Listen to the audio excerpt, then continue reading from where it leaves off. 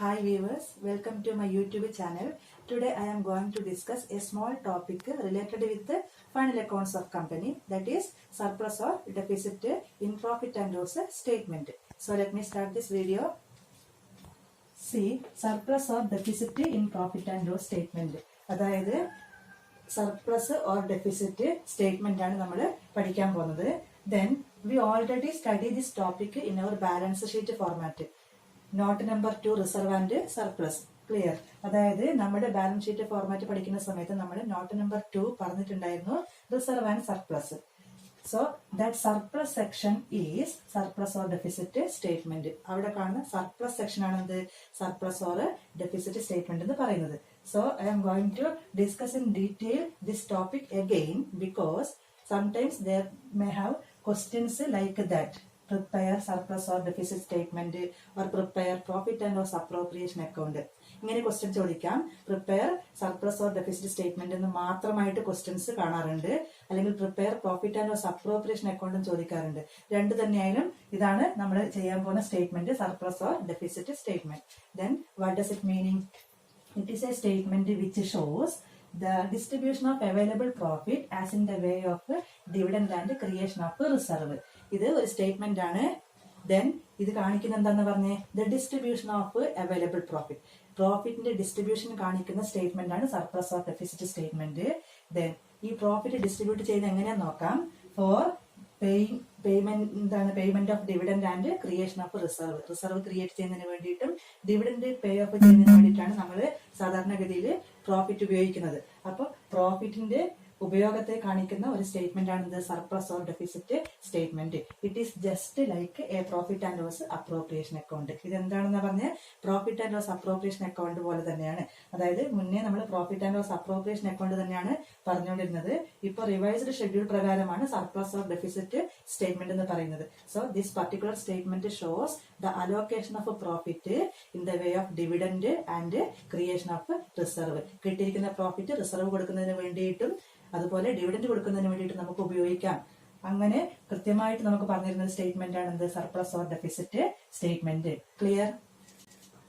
അപ്പോ ഞാനിവിടെ surplus or deficit in profit and loss statement എന്ന് ഹെഡിങ് കൊടുത്തിട്ടുണ്ട്. ഇതിന് സെപ്പറേറ്റ് കോളം എന്ന് വേണമെന്നില്ല, ഐറ്റംസും എമൗണ്ട് ആണ് റെക്കോർഡ് ചെയ്യേണ്ടത്. അപ്പൊ നോക്കാം എന്തൊക്കെ ഐറ്റംസ് ആണ് ഇതിനകത്ത് മെയിൻ ആയിട്ട് വരുന്നത്. C last years profit. First item last years profit. Add current year profit, then total. After that, less appropriations. See, appropriation includes transfer to general reserve, transfer to other reserve, interim dividend paid, proposed preference dividend, proposed equity dividend, corporate dividend tax. Then total.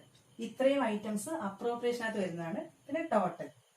Then ഇതിന്റെ difference ആണ് എന്ത് surplus or deficit. ഇനി നമുക്ക് ഓരോ ഐറ്റവും detail ആയിട്ട് നോക്കാം. First one last years profit. C last year profit means കഴിഞ്ഞ വർഷത്തെ profit, previous year profit.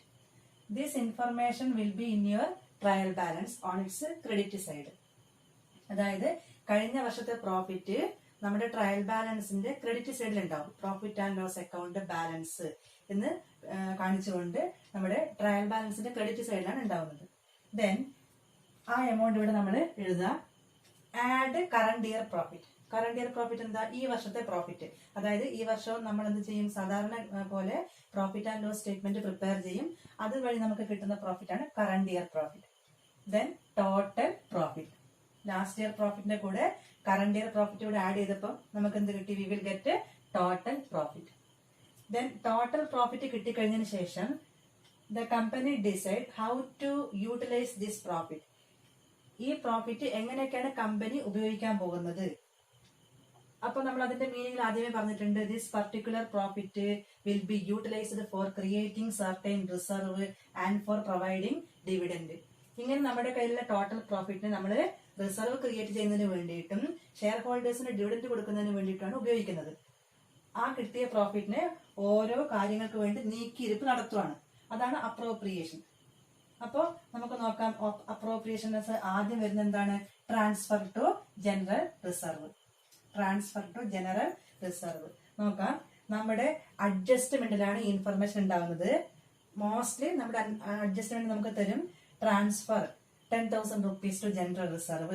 So this information is given in your adjustment. Then transfer to other reserve. Suppose transfer to dividend equalization reserve, transfer to debenture redemption reserve, etc. അപ്പൊ മറ്റെന്തെങ്കിലും റിസർവിലേക്കും കൂടെ നീക്കിയിരിപ്പ് നടത്താൻ അഡ്ജസ്റ്റ്മെന്റിൽ പറയുന്നുണ്ടെങ്കിൽ അത് നമുക്കിവിടെ ആ എമൗണ്ട് ഇവിടെ എഴുതാവുന്നതാണ്. Then after creating reserve, then we are going to provide dividend. Reserve create ചെയ്തതിനു ശേഷമാണ് എന്ത് ചെയ്യുന്നത്, നമ്മൾ ഡിവിഡൻഡ് കൊടുക്കാൻ പോകുന്നത്. C interim dividend paid. അതായത് ഇന്ററിം ഡിവിഡൻഡ് എന്ന് പറഞ്ഞാൽ നമുക്കറിയാം 6 മാസം കൂടുന്തോറും കൊടുക്കുന്ന ഡിവിഡൻഡ് ആണ് എന്ത്, ഇന്ററിം ഡിവിഡൻഡ് എന്ന് പറയുന്നത്. സോ ഇന്ററിം ഡിവിഡൻഡ് പെയ്ഡ്, അങ്ങനെ ഇൻഫർമേഷൻ അഡ്ജസ്റ്റ്മെന്റ് ഉണ്ടെങ്കിൽ നമുക്കിതിവിടെ എൻ്റർ ചെയ്യാം. Then proposed preference dividend, proposed equity dividend, അതായത് പ്രിഫറൻസ് ഷെയർ ഹോൾഡേഴ്സിന് കൊടുക്കുന്ന ഡിവിഡൻഡ്, ഇക്വിറ്റി ഷെയർ ഹോൾഡേഴ്സിന് കൊടുക്കുന്ന ഡിവിഡൻഡ്. ഇതൊക്കെ ക്വസ്റ്റിനകത്ത് നമുക്ക് തരുവാണെങ്കിൽ മാത്രം, ഇതിന് ഇൻഫർമേഷൻ തരുവാണെങ്കിൽ മാത്രം റെക്കോർഡ് ചെയ്താൽ മതിയാകും. Then finally corporate dividend tax clear. Dividend മുകളിൽ കമ്പനി എന്ത് ചെയ്യണം, ഡിവിഡൻഡ് ടാക്സ് കൊടുക്കണം. അതാണ് CDT. നമ്മൾ നേരത്തെ പറഞ്ഞിട്ടുണ്ട്, ബാലൻസ് ഷീറ്റ് ഫോർമാറ്റിൽ പറഞ്ഞിട്ടുണ്ട്, at the rate of 17%. Corporate dividend tax at the rate of 17%. So ഇത്രയും അപ്രോപ്രിയേഷൻസ് ആണ് കമ്പനി ചെയ്യേണ്ടത്. ദെൻ ഇതിന്റെ ടോട്ടൽ എഴുതാം. ടോട്ടൽ അപ്രോപ്രിയേഷൻ ആണ് ഇത്. ദെൻ ടോട്ടൽ പ്രോഫിറ്റിൽ നിന്നും അപ്രോപ്രിയേഷൻസ് ഡിഡക്ട് ചെയ്യുന്ന സമയത്ത് നമുക്ക് കിട്ടുന്ന ഫിഗർ ഒന്നുകിൽ സർപ്ലസ് അല്ലെങ്കിൽ deficit. If it is a positive figure, it is surplus. If it is a negative figure, it is called a deficit. Clear അല്ലേ? അപ്പോ ഇതിനകത്ത് ഒരു കാര്യം എന്ന് പറയുന്നത്, ഒരു അഡ്ജസ്റ്റ്മെന്റ് വരാൻ ചാൻസ് ഉള്ളത് ഞാൻ പറയാം. C transfer to general reserve.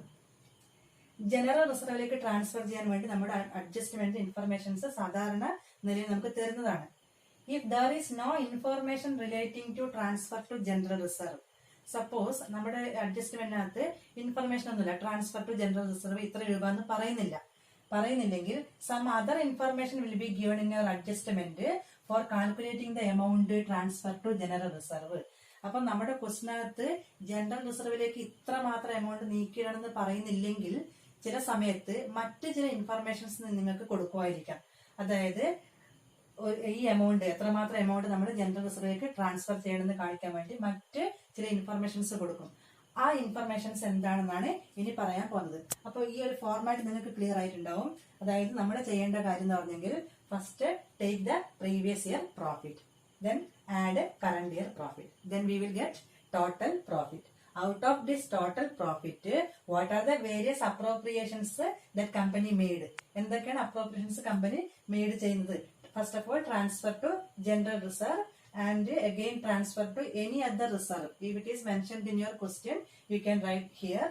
Then interim dividend paid, like proposed preference dividend, proposed equity dividend, and finally you can write a corporate dividend tax at the rate of 17%.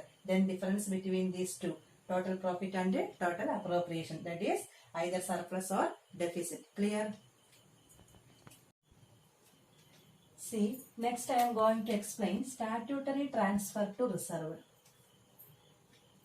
It is a legal obligation of every joint stock company to create a certain reserve, certain amount of reserve for providing dividend.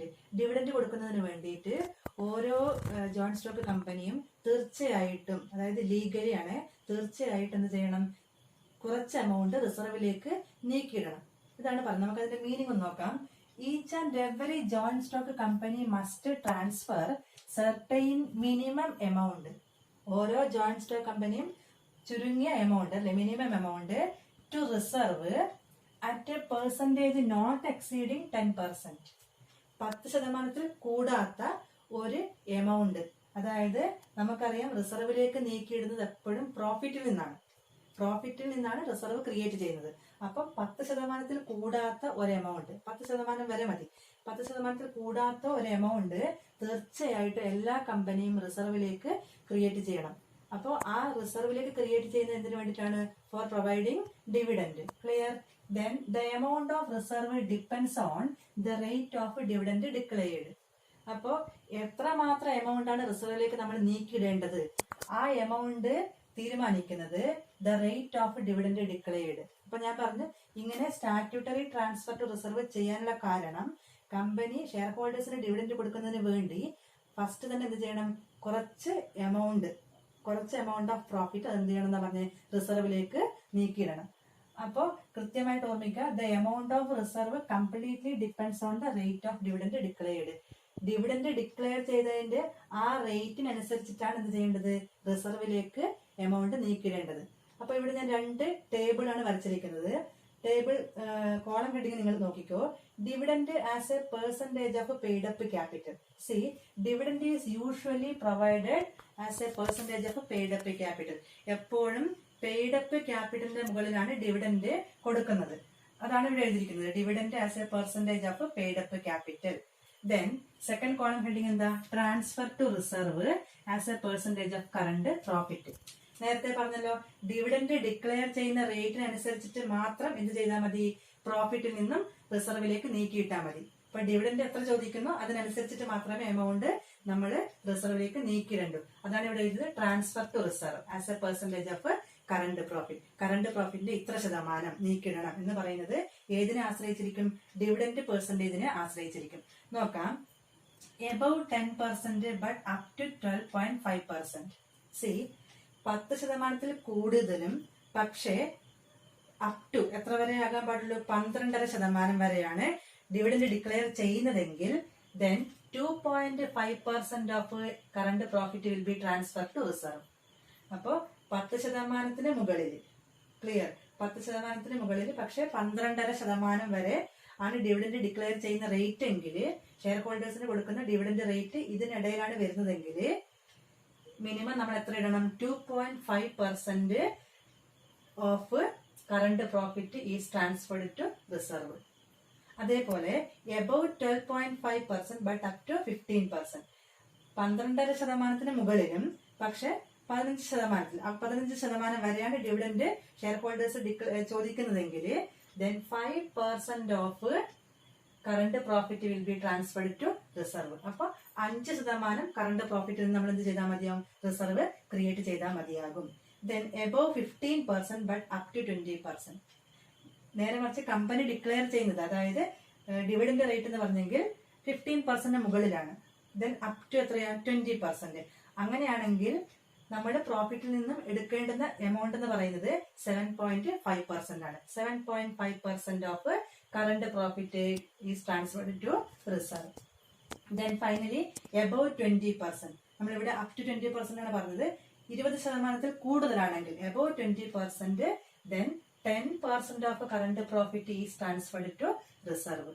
അപ്പൊ 10% മാത്രം current പ്രോഫിറ്റിൽ നിന്ന് നമ്മൾ എങ്ങോട്ട് ഇട്ടാൽ മതിയാകും, അതായത് 20% മുകളിലാണ് അവര് ഡിക്ലെയർ ചെയ്യുന്നതെങ്കിൽ, ഡിവിഡൻഡ് ഡിക്ലെയർ ചെയ്യുന്നതെങ്കിൽ then 10% of current profit is transferred to reserve.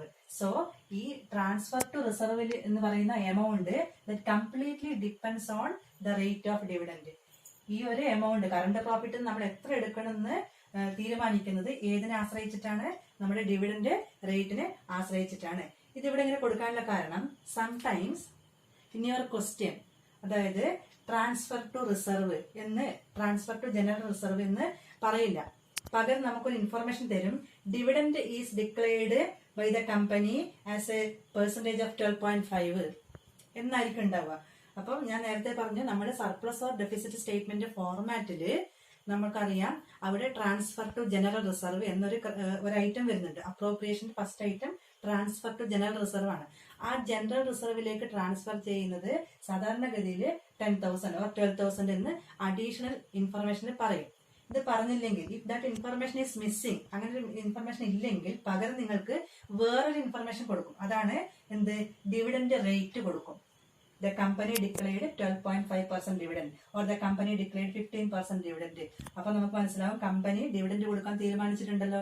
അപ്പൊ തീർച്ചയായിട്ടും എന്ത് ചെയ്യേണ്ടി വരും, കറണ്ട് പ്രോഫിറ്റിൽ നിന്നും കുറച്ച് എമൗണ്ട് എങ്ങോട്ട് ഇടേണ്ടി വരും, റിസർവിലേക്ക് ഇടേണ്ടി വരും. അപ്പോൾ കമ്പനി ഡിവിഡൻഡ് ഡിക്ലെയർ ചെയ്ത പെർസെന്റേജ് ക്വസ്റ്റിനകത്ത് കൊടുത്തിട്ടുണ്ടെങ്കിൽ തീർച്ചയായിട്ടും നമ്മൾ എന്ത് ചെയ്യേണ്ടി വരും, കറണ്ട് പ്രോഫിറ്റിൽ നിന്നും ഒരു നിശ്ചിത ശതമാനം എത്രയാണോ അത്, ഇപ്പൊ 15% ആണെങ്കിൽ then 7.5% അല്ലെ, 15% എബവ്, അതായത് ഒരു 16% 17% ആണെങ്കിൽ 7.5% നമ്മൾ എന്ത് ചെയ്യേണ്ടി വരും? കറണ്ട് പ്രോഫിറ്റിൽ നിന്നും റിസർവിലേക്ക് ക്രിയേറ്റ് ചെയ്യേണ്ടി വരും. ക്ലിയർ അല്ലേ? ഇതാണ് സ്റ്റാറ്റ്യൂട്ടറി ട്രാൻസ്ഫർ ടു റിസർവ്.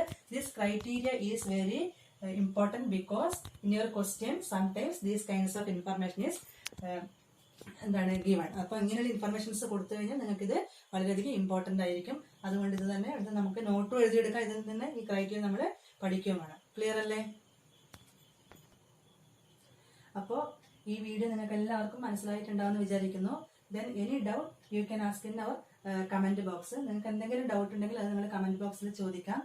അതേപോലെ ഇതിന്റെ പ്രോബ്ലം, അതായത് നമ്മൾ surplus or deficit statement prepare ചെയ്യുന്നതിന്റെ പ്രോബ്ലം ഞാൻ അടുത്ത വീഡിയോയിൽ അപ്ലോഡ് ചെയ്യുന്നതായിരിക്കും.